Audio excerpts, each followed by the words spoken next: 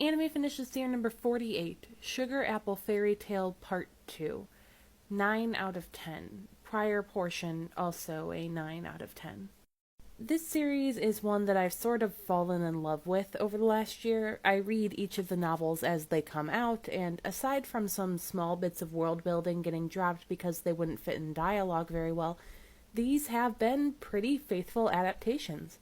I can only speak for so much, though, since the anime has outpaced the English translation of the novels.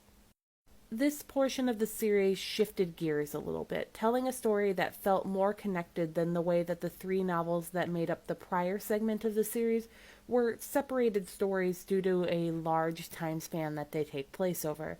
This time, one flowed into the next rather well, making up a series of obstacles that needed to be overcome in order rather than just events that happened.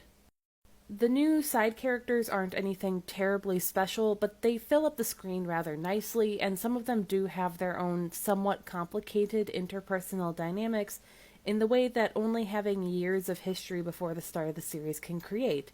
Maybe not all of them get the spotlight, but the ones that do are the ones that seem to have deserved it. The series also decided it would like to add a little more physical action and peril for the last portion of the season. On one hand, this did add a little more spice to an otherwise slower paced season, but it also very much shifted the window of what the series was focusing on. However, I don't entirely mind this, since it did mean we got more of a look into the world building that surrounds fairies. Not to mention giving Charles some more focus when he was really needing it so that he could feel like less of a prop in the series.